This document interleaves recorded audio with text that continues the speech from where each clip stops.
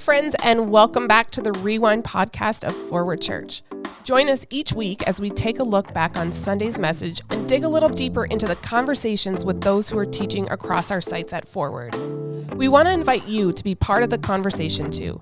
So if something we're talking about on Sunday morning sparks a question in you, head to our website, forwardchurch.ca/ask us, and submit your questions there. And we're going to do our best to engage with those questions in this space. With that said, let's jump in and get started.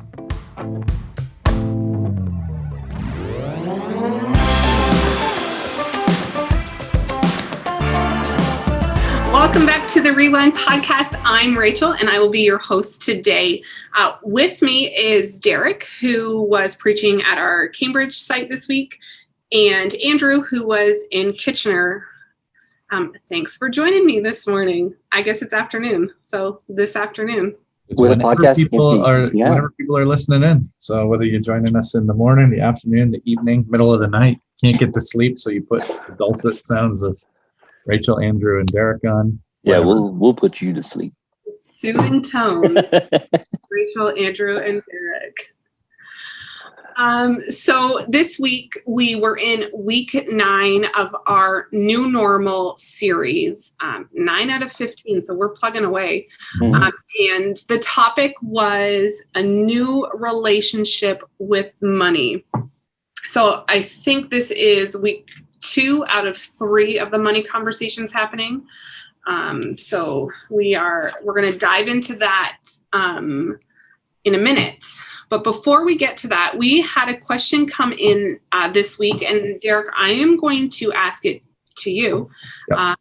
So someone in our congregation noted that we had skipped over a couple verses. So verses 16 and 18 talk about fasting. And so the question was, why did we skip over that section?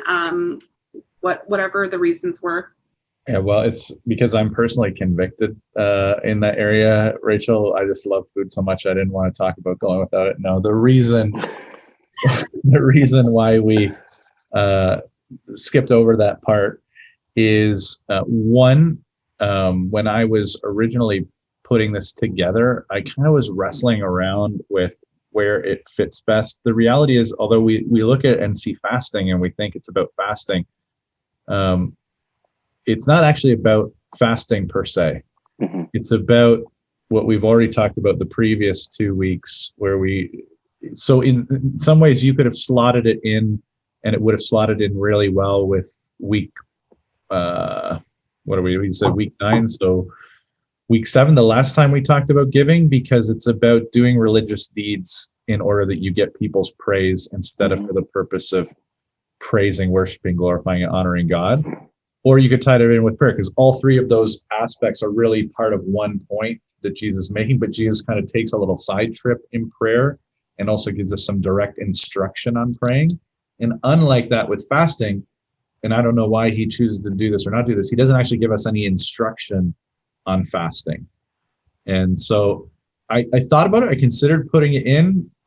We would have had to go to some other points. In fact, the Bible overall is pretty threadbare on what it actually, instructions around actually fasting. But I did think about taking it, but that's not actually the intent of that text, to focus on fasting. The intent of the text is to say, hey, when you're going through this, and you should go through it, and we need to talk about fasting at some point, don't do it so that other people notice you're fasting and think, wow, they're super religious. Look at all the religious activity they do. So I hope that brings some clarity. I wrestled around with it, and ultimately, I think after I got into putting it together, I kind of forgot how to weave it back into one of the 2 previous weeks. So fasting is an important topic. It just... I'm not sure that that's the text to use to cover, hey, here's some instruction on fasting. Yeah. The instruction there was about, here's how you shouldn't go about fasting. Don't do it in a bunch of ways that people are going to notice. Right.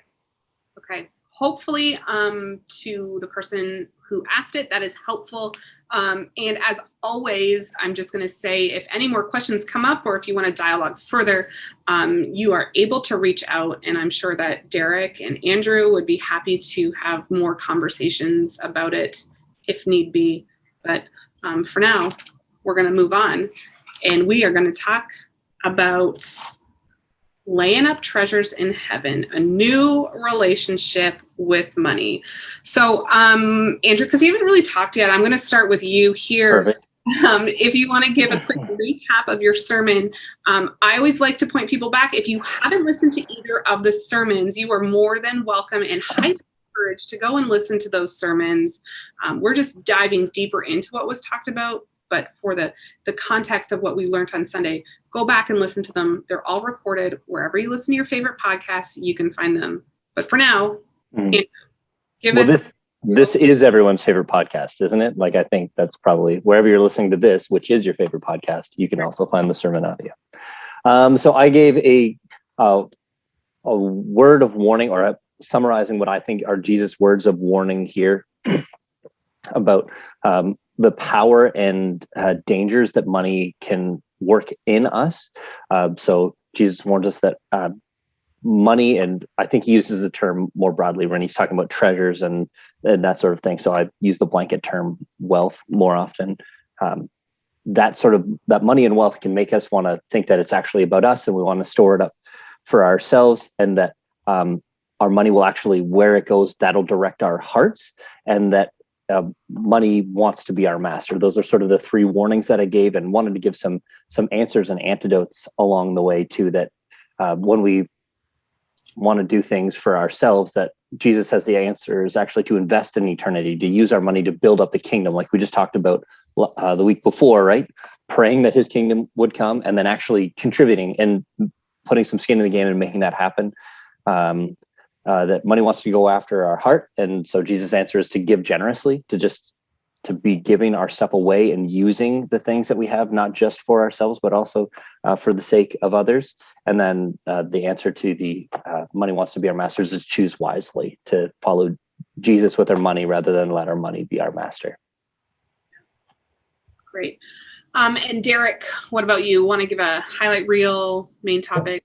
Yeah, Andrew and I landed in very similar spots. So I again was talking about the power of money, that Jesus is pointing us towards the fact that money is powerful. And so I talked about the fact that money has the power to change our hearts. It has the power to blind our eyes, and it has the power to make us its servant.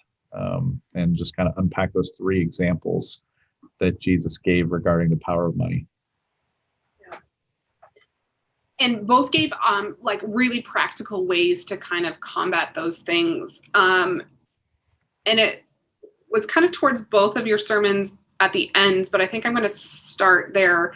You challenged us as listeners and in the congregation to really wrestle with God about what those things are. I think oftentimes we're really closed-fisted with those things of value. I think you both pointed out that we need to give those over. We need to hand those things over to God, which is a really hard thing, I think, practically speaking, to do. But it's super important. So, I mean, we talked about it and wrestled through it. Maybe because you've already kind of shared those tools, do you have any stories of perhaps how you have done it in the past, or maybe words of encouragement as people wrestle through taking the time to surrender those things over? So are you directing it to which one of us you want to go first? Both of you, whoever wants to start. You both talked about it, so it is fair game for either one. I use this in the simple service where I was preaching live, that like when we moved to Cambridge, we actually ended up staying with my in-laws for a bit. So we were praying real hard to find a home. And I remember a friend of mine praying that like God would give us this home that would be like a place of refuge and respite for our family in the rhythms of busy ministry. And so I went into getting this house that I'm currently in with a little bit of that mindset, and God really had to challenge me to say, like, no. Like, sure, your house is yours in some sense, but it's actually a kingdom outpost in your neighborhood.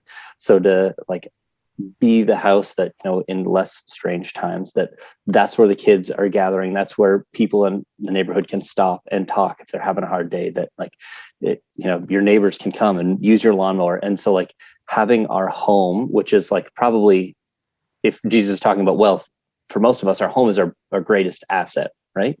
And especially this last year, the place you spend the most time. So it's easy to like, hey, I'm going to, I want to make my kitchen better. So I'm going to redo my kitchen and make our house functionally about us. But to even begin to think like, how can I use this? Do I have an extra room I can loan out to somebody who's sort of in between places right now? Do I have a yard that could be a place of hospitality for people who just need some respite and refuge?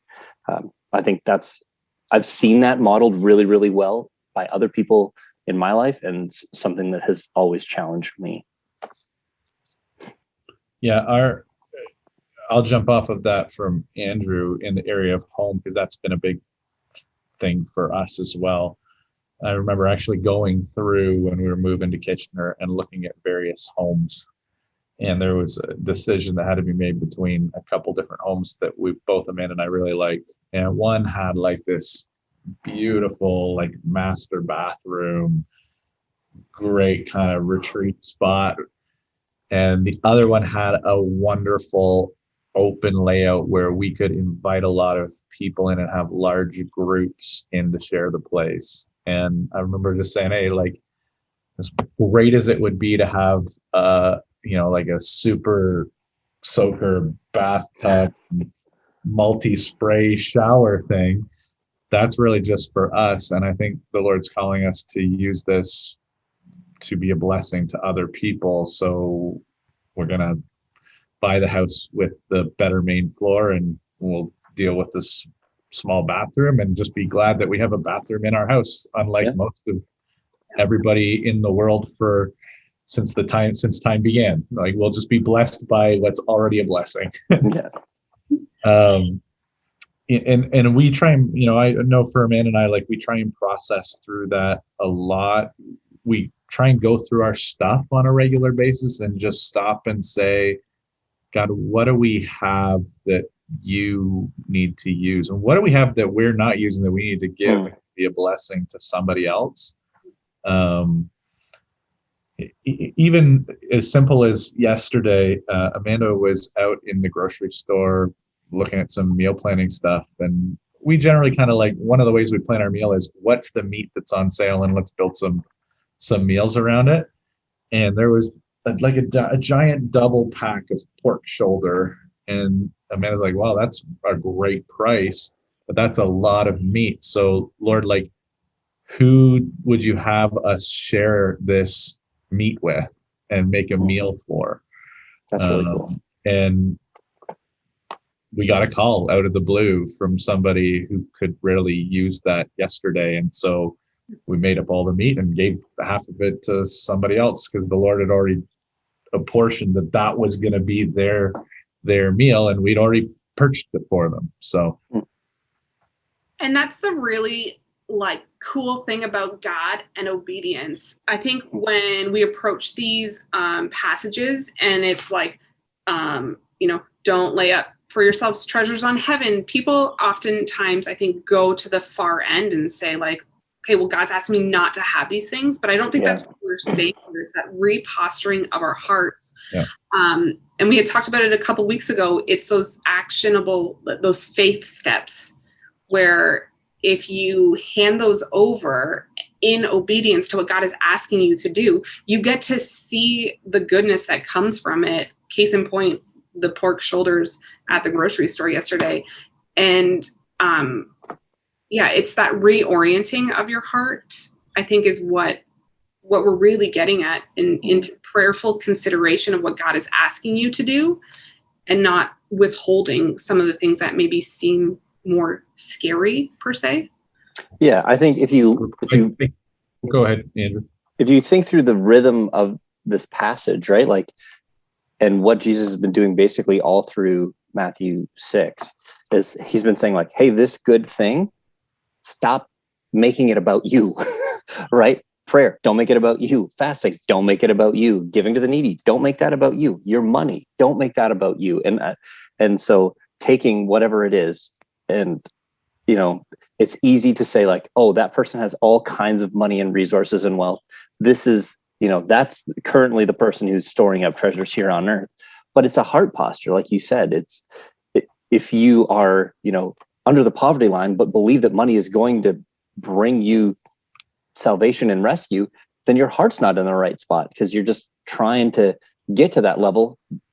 And yeah, I think the heart posture thing is an important part of this conversation, that we're looking at whatever it is that we have, whatever the resources God has apportioned to you, you're using those for the building up of the kingdom, whether it's a ton or it's not that much. I think we've been talking about the fact that this is, the Christian life is being called to this different kingdom under a different king. And we kind of, in this world, there are kind of two categories of people. There are spenders and savers, right? So there are people who spend their money to purchase the comforts and pleasure, and so money is a means to that. Or there's savers, where money can be a means to our security, to feeling as if, we have things under control. And then Jesus enters into this and offers a third category that his people are called to, which is to be stewards. And a steward is neither a spender or a saver. It's one who manages the resources of another. And yes, God blesses us to have the enjoyment of his stuff, but it's his stuff, not our stuff. And we fundamentally have a different posture than the world, because the stuff is never our stuff. It's always come through the hands of our Heavenly Father. And when we come to things through that perspective, that this is God's and he's given it to me to watch over and to use, but it's not just to use for me, it's to use however he would have me use his stuff, then we have a new and different relationship with money than the people around us, right? Yeah, and it looks different. I think it was you, Derek, you made the comment about the income in the States, where people, Christians in the States were giving 2.5% of their income versus non-believers who were giving 1.8%. And that difference between the two isn't really big. There's not a big difference between a non-believer and a believer, which should kind of stir our hearts in a way that is like, well, if we're that similar, how are we going to be the light of the world, which we had already talked about a few weeks ago? It all just becomes so blended, and it makes it almost diluted, I guess, in a sense, where we're not doing the kingdom work that we've been asked to do as believers. Yeah, I would say if there's one area where I would challenge us to really consider whether we look any different than the world around us, it is in our posture towards money. I just think the Western church, and I include myself in this, I'm not speaking from outside. Like, I live in the same culture that we all live in. I've grown up in it. I eat, breathe, sleep a culture of materialism too. And it's hard to recognize just how shaped we are by that and by the story of the culture of materialism rather than the story of Christ. And I think that 2.5% to 1.8% is a very good indicator that we're being shaped by the wrong story. And I shared this on Sunday too, and Andrew, you'll be able to speak into this as well. I have had so many conversations with parents who love Jesus. Like, I don't have any question that they love Jesus. But if you ask them about their goals for their kids, the goals for the kids always seem to start with what job they're going to get, what university they're going to go to. Are they going to get a house? Like, if that's where our heart is at for our kids, like that shares a lot about where our priorities are at. Yeah, middle class suburbia. That's what most. That's our dream. Yeah, that's what a lot of it aims at, and it's devastating. But the thing is, when we see it sort of caricatured, and you think through like like the prosperity gospel, everybody can see it, right? Or for the most part in the church, we can go, oh, that's a horrendous and egregious evil that like this passage would speak directly into. And it's easy to hold it at an arm's length and look at it and say, oh yeah, when you think that's what blessing means, that you will be fully whole and financially whole and all those sorts of things that are just mumbo jumbo, don't line up with the teachings of Jesus. But it's an insidious truth that money works its way into our heart. Jesus is warning us here that like you can't serve both God and money, that they both like want to be your master. And I said this, I think I said it in my recorded sermon, I can't remember which one. But money's an insidious master because it makes you believe that you're actually the one in charge. Mm-hmm. And it subverts the power structure when you're actually chasing these things that will never ultimately satisfy, and you can't extract eternity from earthly things. And we pursue those things to the detriment of our soul. And it's easy to see when it's, you know, a big name pastor doing something to, you know, get a new private jet or whatever. But we're just lower scale versions of that far too often. And I think when we talk about prosperity gospel, we generally speaking would be quick to say, oh, we don't practice that way or we don't believe that way. But as we flush these things out, I think we're still, generally speaking, living with a prosperity mindset that if I do X for God, he is going to give me Z. But I think what we all need to recognize as a whole is that that posture is still there, and we need to really work on flushing it out, because when our first thought is, I want my kids to go to this university or get this house, but we're believers, that we're trapped in that kind of mindset while saying, no, prosperity gospel is wrong, but we're still going to kind of live through it. Yeah. A helpful litmus test for that one is how you use the term blessing.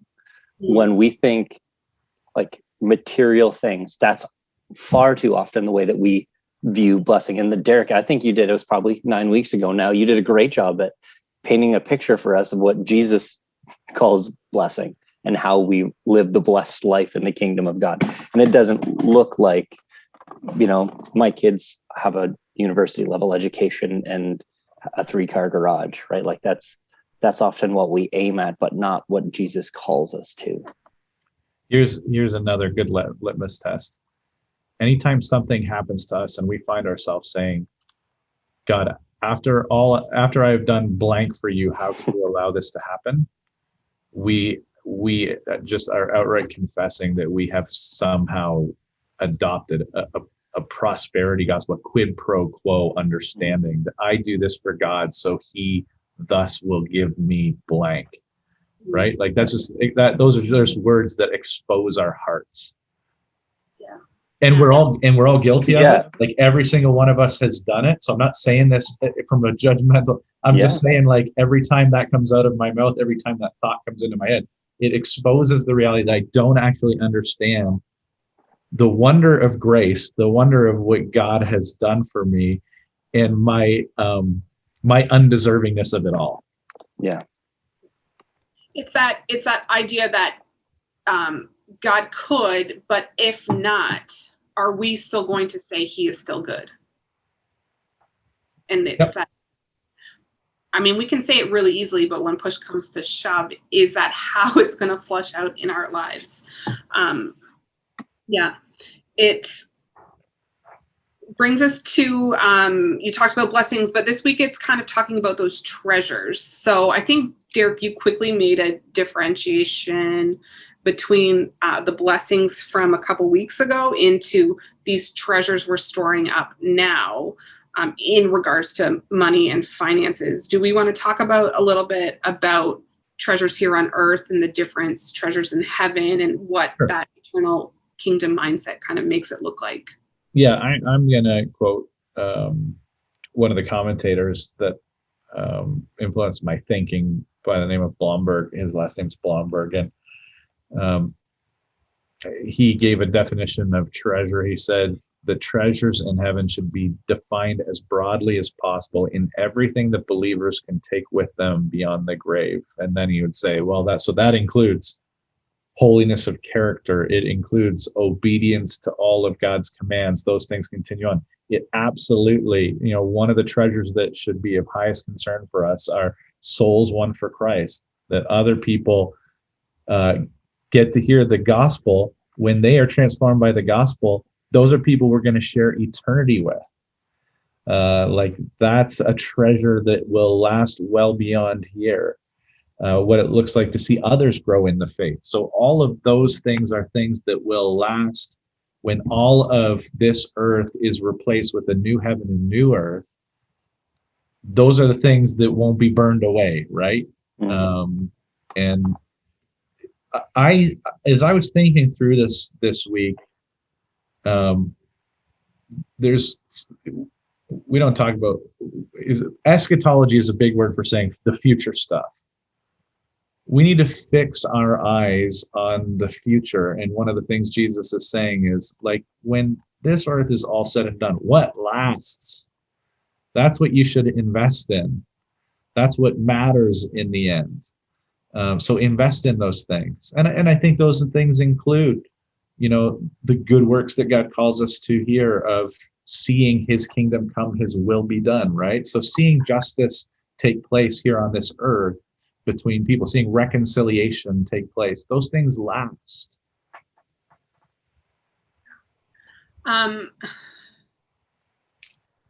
What would you say then to someone perhaps who has wrestled through and is wrestling this week with what God is asking them to kind of give up? And maybe it's the first time that they've asked themselves those questions about, or asked God those questions about, what is it that you want me to lay at your feet? Or maybe it's one of the last things that they have that they're grasping onto. Encouragement for those who are struggling through it, or maybe just some more ways to push them out, because it's easy to talk about, but sometimes it's really difficult to take that next step of obedience to make it a practical thing that you do if this is not a mindset that you're used to working in. Yeah, I would say like Jesus is saying here at the end, like, you can't serve both God and money. There's going to come some points of rub and some tension where you have to make these sorts of decisions. Do you think your ultimate security and salvation comes through your treasures held here on earth, your bank account, your job security, all those sorts of things that will give you what you feel safe in this world? And what I'll tell you is just like, you look at the character of the two things that you're trying to trust in, right? Jesus is saying, moth and rust destroy these things. They will deteriorate in your hands and diminish in front of your eyes. These things cannot be trusted to give you anything eternal that actually provides security. And we're going to follow the passage this coming week, and to say, like, when you do that, it actually creates all sorts of worry and anxiety and frustration. And the fruit of trusting in that isn't helpful and healthy. But I can tell you what Jesus promises here, and what I've seen in my life and the life of the people that I've worked with and served with and served themselves. Like, when people do those things that, from an earthly accounting point of view, don't make sense, and they give up things that the world would say, like, why would you ever sacrifice that? God is so faithful and provides abundantly. Sometimes, returns in kind material things, but the blessing and peace and security that provides is way better than anything else that you're going to trust in, that Jesus warns us here will just fall apart on you in front of your eyes. Yeah, let's go back again to the Lord's Prayer, because I just think Andrew mentioned this already, this idea that we would pray, your kingdom come, your will be done. And then we'd say, okay, and so I've got this stuff, I've got these treasures. God, you guide and direct me. So I don't want to get too prescriptive with people, because it really is developing a framework and a posture of one saying, okay, I live for the Lord, and my goal in living for him is seeing his kingdom come and his will be done. And he has given to me certain things, a certain amount of wealth, certain treasures that he has entrusted into my care and to my stewardship. And my constant prayer has to be, how do you want me to use what you have given to me, stewarded to me, to advance your kingdom and your will on this earth. And then when you do that, that's when you're laying up treasures in heaven. Like, and that's going to look different for you than for me, but it really does come down to the posture. We have been blessed at the house that we have with an above ground swimming pool. And one of the things that Amanda and I love to be able to do is just to tell people, like, all the time, hey, like, we've got a pool, it's yours to use. Because it's not actually our pool, it's God's pool. And so, like, if this would be a blessing to a family who's cramped up in an apartment and has some littles and they just need to get out, we'll hang out on the inside of our house for the day during COVID and say, you just use our backyard and our pool, and that's yours now because it's actually God's, and he's given it to us to give to you as a gift. And we can do that if we just think through our stuff and think through all of it through the lens of, it's not mine. It's God's. He allows me to enjoy his stuff, but he also gives me the great joy of allowing me to bless others with it. That's a really easy PSA to make as the heat wave is breaking, Derek. You should have told us all this a few days ago. Oh, you would have had a village in your backyard. We're barely even we haven't even started in the summer yet. So that's true. But people always look at me like I'm not serious. No, I'm dead serious. Like, I especially mean it when we can be out there together, because that's an even greater joy, right? Yeah. But right now, if it's a blessing to somebody else, then use it. Well, I found, like you just articulated for me, what I found was probably the most difficult part of preaching this passage is because it's so hard to be prescriptive, to say, like, okay, here's what this passage will mean for you, and to give some really practical steps out of it, because it really does have to be you taking inventory and then laying before the Lord the treasures that you would otherwise store up for yourself, and lay those before the Lord and ask him what he wants to do. And that's like just such a puzzle for people to figure out. And I wish I had, like, that's my biggest regret from Sunday, is not having more like practical handles to, like, go away and do these things. This is how you follow Jesus faithfully in this. But I'll say one thing. The thing that you have the hardest time releasing your grip on and sharing is the thing that you most need to release, sell, get rid of, give away. Mm-hmm. Whatever it is, when you sit down and you think, well, I hear where you're coming from, Derek, but I kind of like to keep this thing to myself, then that's the one thing above all things that you need to figure out how to give away. Because you can't serve both God and that thing. Yeah. And that goes down to the conversation that, Jesus had with the rich young ruler. Mm-hmm. Like, the reason he told that, he doesn't tell everybody to give their wealth away. He told him to give his wealth away because he knew that was the thing that he was going to have to make a choice on when it really came to, is Jesus Lord or is blank Lord? Yeah. And sometimes I think as we talk through this, it may not even be that the Lord is going to ask you to actually give it away. Like, you have to live in poverty or to, decrease all your finances and unload all your stuff. But he's just asking you to be an obedient follower and just give it to him.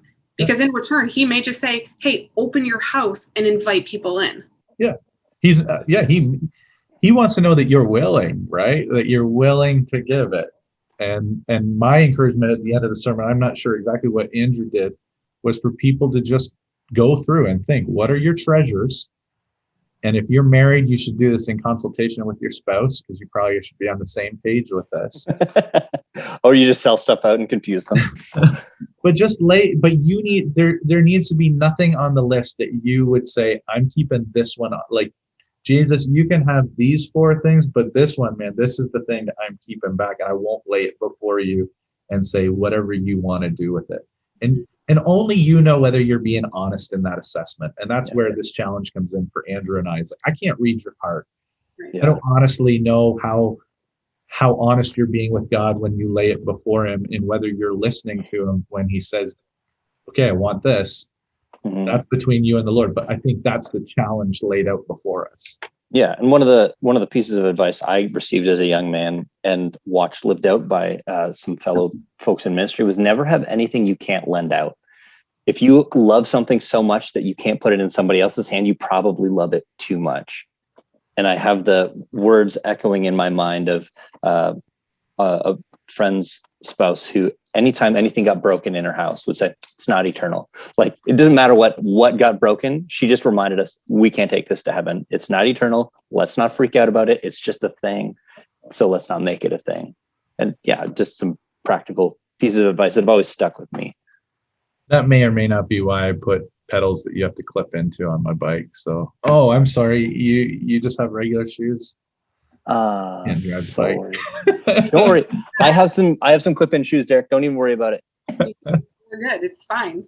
And the great thing is about this, the way that Jesus says it, is that it isn't for someone or only people who have finances and riches and things. This is a command for all of us who you can partake in. So whether or not you are the rich young ruler, or if you are the widow with one coin, you see it in action on both sides. This is an everybody thing. It's not just a specific thing, which I guess will pull at people's hearts a little bit differently.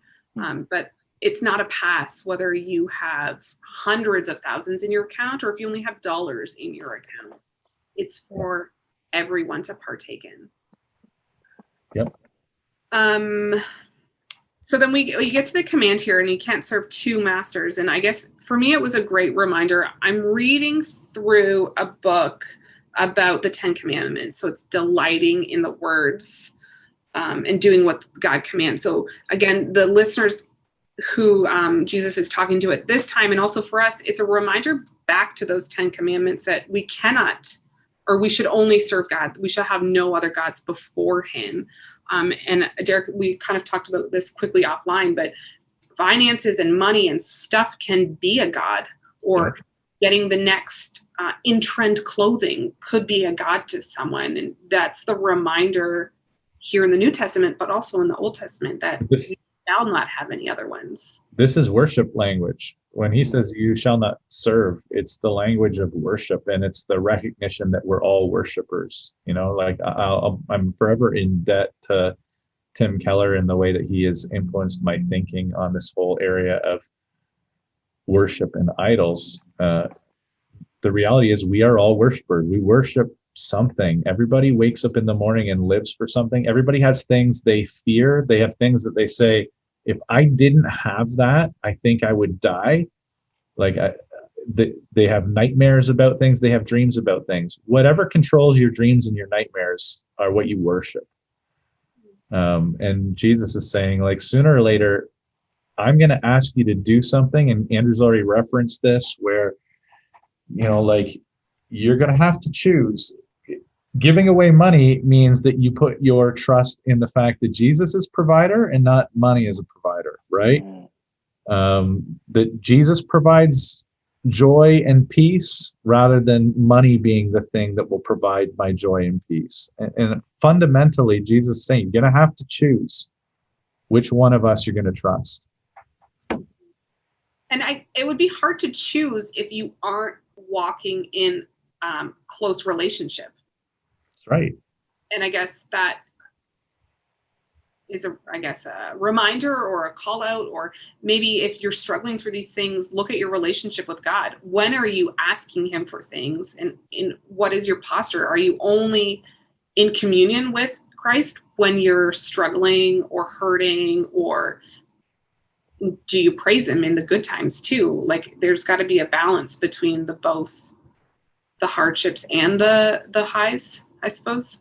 Well, this is the circle, right? Because Jesus starts by telling us where our treasure is, our heart will be also. Mm-hmm. So as you give to him, your heart grows towards him. And as your heart grows towards him and you get to know him, you trust him more. And then it becomes easier to worship and to serve him. But I think for a number of people that I've encountered in my life, one of the reasons your heart may be really warm towards the things of the world and really not that warm towards God, it's because you haven't given to him. Mm-hmm. And where your treasure is, there will your heart be also. What you invest in, you don't just care about what you don't just invest in what you care about what you invest in. Right. Yeah, when Derek and I were talking earlier this week, he reminded me that Jesus flips that thinking on its head, and that helped me see this passage in a completely different manner. Because I think most of us think, hey, I'm going to give my stuff to the things that really have captured my heart. But Jesus actually says the complete opposite of that, that as you give, your heart will grow. And that was just like, I've read this passage countless times, right? But that particular sequence of events really changed it for me. Mhm. That means that giving, by the way, is not just a requirement out of duty, but it is a requirement if we are going to grow spiritually. Yeah. You can't. Jesus is functionally saying, you'll never grow to really love me until you give towards me. Well, I couldn't help but think, as we were sort of like thinking through that framework of the story of Abraham, right? Like that which he treasured most in the entire world, God said, I gave it to you, now you need to give it back. And like the tension in that moment would be like unmanageable. But through that, like Abraham gave, and it's credited to him as righteousness as he lived out that faith. And God did so much more through Abraham and his family than he ever could have done if he would have held on to Isaac for himself, right? There would have been so much, he would have missed out on so much. I mean, use it, but I mean those big acts of obedience or small acts, however you want to kind of mindset, it changes everything. Mm-hmm. And it's not easy. And I think that's the reminder that sometimes when you start this process, it's going to be work. It's not all of a sudden going to be like, okay, I'm going to give this away. And then you're going to just immediately, it can, but it's going to be hard, where we have to reorient kind of how we've done our lives in order for it to. Yeah. And it's a cycle too, right? Like your heart doesn't yet have that affection, but as you give, which is an act of sacrifice and obedience, it grows your heart. And then the greater acts of obedience become greater joys because you've seen the faithfulness of God. And again, just contrast this to what Jesus says about our money. If you're going to trust in that stuff, it's going to break down in front of you, but you have a God who is eternal, who allows you to use the earthly things for eternal dividends. And it's just it's a much better use of your time and money and treasure. Yeah. And every time we put money to the test, we find money is a liar. Yeah. Like, so every single time I've ever believed if I just had that, I would be happier and I'd finally be content. It's not been true. It's been proven to be a lie, because usually within days, I'm like, what's the next thing? What's the next thing I need to get so I'll be happy? So you're not perfectly satisfied with your new bike? I'd like some carbon wheels. That's too real, Derek. Too real. But he's honest. At least he's honest. No, if I was in that framework, like that's what I see. These I'm in a few bike groups and I see guys do this, right? I'm like, they're so excited they get their bike, and then it's like, oh, but I'm not really happy with the bike. I need to like do this, and it doesn't matter if it's whatever it is, your house, right? Like your car, the interior decoration of your house. Like there's all sorts of things where you just think, oh, this will be the thing. I was talking with Ben and Josh after recording, and I guess while I had been talking about this in my sermon, they were talking in the back room specifically about wouldn't it be nice to have a slightly larger house, and I totally get it. But I can tell you now, I've lived in like 6 different places, and I am grateful to the Lord for every place that I have lived in. And there's stuff that I love about the place that I live in, but I am not a happier person. I am not more content because my house is bigger now than it was when Amanda and I first got married. Like if that was what I was counting on for my contentment and my peace and my happiness, so it'd be a total fail. Mm-hmm. Yeah. And I wonder, like, I've seen a bunch of friends and people that I know who are moving through this pandemic, and I wonder how much of that is the discontentment of the season and trying to find relief from it in, a bigger house, bigger yard, more space. Because I've felt that. I've been on MLS more than I care to admit, being like, but what if like this house is for sale and I like that area? And then God has been like, stop it. Like, stop doing this. It will not satisfy you. We played this game and no one wins it. Yeah. And even the bigger and better idea is, if you can't be content with what you have now, Yep. you're very likely are not going to be content with what you get next. And again, just those shifting of the heart motives and what we value and why we value it. But I mean, tied with prayer and in communion with God, I mean, you know, he can do whatever he wants and get you whatever house, but as long as you're orienting your heart in a posture saying, like, God, use this to bring you glory or build your kingdom, I think is where we need to land on. Because there's nothing wrong with, Andrew, you said golf or kids in sports. Gross. But if it's postured in a way that you're like, I'm going to go golfing, but God, use this golf game today to build your kingdom. I don't know how that's possible, but sure. There's lots of talk time. There is lots of talk time. There's lots of talk time. As a competitive person, I just can't play golf because I'm only competing against myself, and I would just break so many clubs over so many trees. Me too. That's why I don't golf. Not true. Okay. While we come to a close here, is there anything else you guys didn't get to talk about on Sunday or today that you would like to share or encourage or leave with our people, our friends today?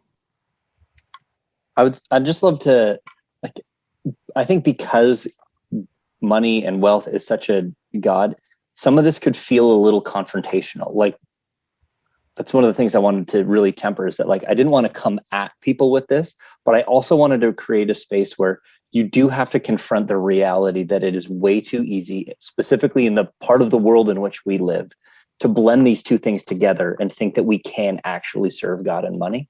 And what I'd love for you to hear is the very declarative and firm voice of your Lord and Savior Jesus, who calls us to examine ourselves in light of this command, or the statement that you cannot serve both God and money. And I know for me, it has sort of put me on my heels a number of times, and just to remember the character of the God who is saying this to us. He doesn't say that because he wants our money, because he wants our heart and he loves us. I would end with something that doesn't have anything to do with this week, but is looking forward to this coming week. That we are moving to outdoor services this week, and I am super excited to see people mask free out on our backyard and to worship together, and to not have to worry about having two services. We're going to get everybody who wants to come out there on the field. If you've got people you want to invite out, neighbors, friends, we got room for everybody, and we look forward to seeing you and to celebrating baptisms together. Next week we get to celebrate child dedications together. We got some food trucks out there for Father's Day, so I did not know that. That's exciting. Yes, yeah, we got some good stuff coming here, and just I think it's going to be so good to begin to reconnect together. So, and not just in Cambridge. Not just in Cambridge. This will be Daryl's first Sunday preaching, and if you're in Kitchener, I encourage you to go. He would love to see your face and to get to know who you are, you to get to know who he is. And we're working to have some really cool stuff in Kitchener as well, down at Southwest Optimus Diamonds, Pioneer Park, Cambridge, here in our backfield at 55 Franklin. So many great things to look forward to. PSA though, because we are now going to be outside without masks on, but it is sunny out. So the only visible spot that we have been used to is our eyes. So make sure you take your sunglasses off so we can at least greet you for a minute and see the rest of your face before they go back on, or else we're going to not know who anyone is on Sunday. I'm going to wear a mask and sunglasses. You won't know who I am. No, you would. And now we all know it's Andrew, because he just told us he was doing that. But he will also have a spike ball hat on, so we'll know exactly who he is. Yeah, you're probably not wrong. So got to protect this melon.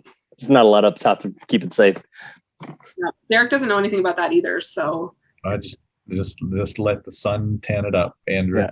Here we Well, go. yeah, you do that on purpose. I'm fighting it genetically. It's a losing battle. Okay, so Derek, you quickly said Daryl is preaching in Kitchener on Sunday. It's his first Sunday, which also means next Tuesday will be his first time joining us on the Rewind podcast. So listen in on Sunday, come back on Tuesday. You will get to meet Daryl a little bit more. And I think it's going to be Andrew, Daryl, and Derek next week. So be sure to tune in there. If you have any questions throughout the week and you want to send it to us, you could always text Rewind to 226-212-7117, and we will be happy to answer your questions. Feel free to reach out to anyone during the week at the church office. We are happy to help you in whatever way you need. Thanks for joining us today, friends, and we will see you next week. Bye.